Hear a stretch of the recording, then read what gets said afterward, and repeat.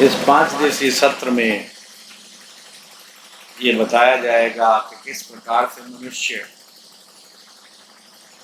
अपने मूलभूत गुणों को भूल गया है,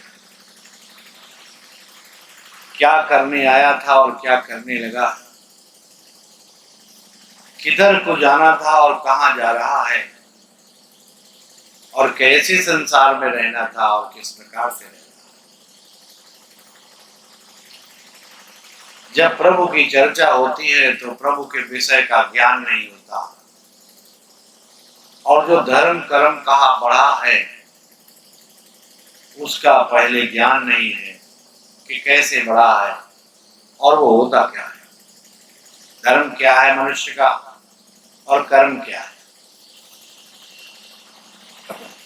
इन सभी बिंदुओं की चर्चा होगी।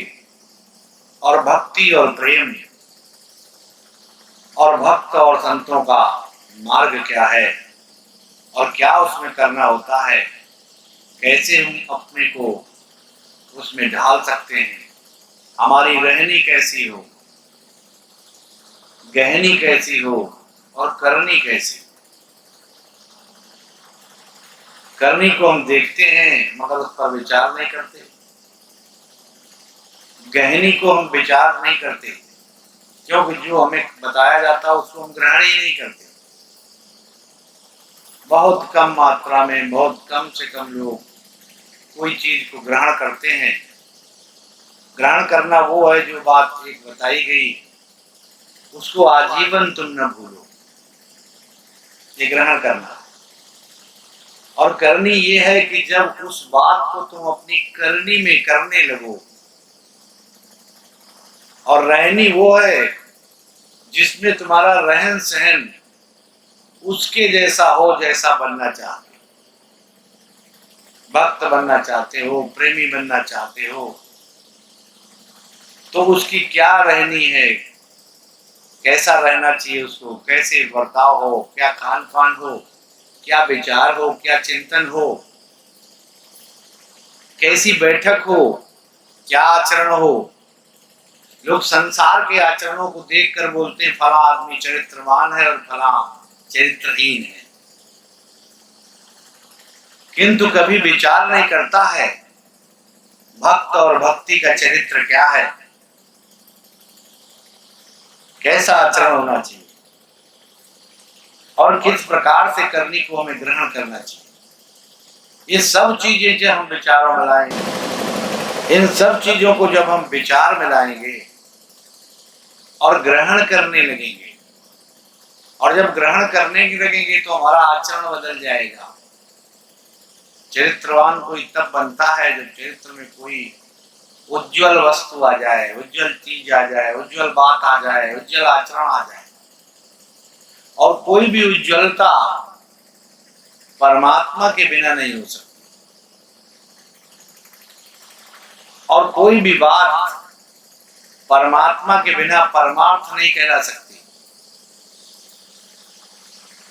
तो विचार ये करना है, चिंतन ये करना है, मनन ये करना है कि हम जब गर्भ से वापस आए,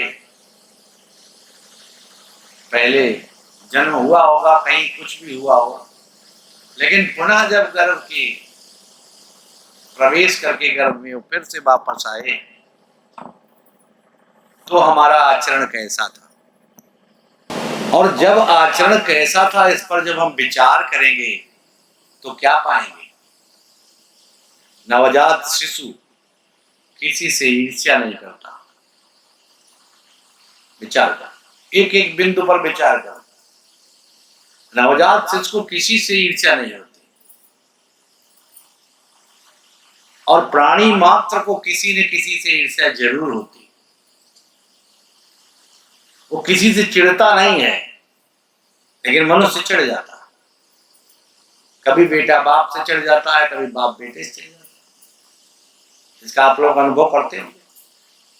कभी सास बहू चिढ़ जाती, कभी बहू सास से चिढ़ जाती, भाई भाई से चिढ़ जाता, मित्र मित्र से, रिश्ते रिश्तेदार से। ये ईर्ष्या क्या करती है, एक विकार उत्पन्न करती है, एक गंदगी उत्पन्न करती है, एक रहनी को तुम्हारे बदल देती है। बचपन में जब रहते थे तो कोई ईर्ष्या नहीं थी, जो परिवार वालों को पसंद नहीं उसके पास भी बच्चा चला जाता, गोद में चला जाता। क्यों? उसको ईर्ष्या नहीं, कोई गंदगी नहीं है। उसकी रहनी कैसी है? जैसी परमात्मा के लिए चाहिए वैसी, ईर्ष्या ही नहीं। क्योंकि किसी के दोषों को वो ग्रहण नहीं करता, आरंभ में वो किसी के दोषों को ग्रहण नहीं करता, क्योंकि वो जानता है कि पता नहीं क्या है क्या नहीं है, इधर को कम ध्यान रहता है और परमात्मा की ओर अधिक रहता है, क्योंकि अभी अभी वो आया है उधर से, इसलिए नवजात से ज्यादातर सोता रहता है। क्यों? अंतर्मुख होता है। ध्यान की समाधि स्थिति जो है गहरी नींद की स्थिति है।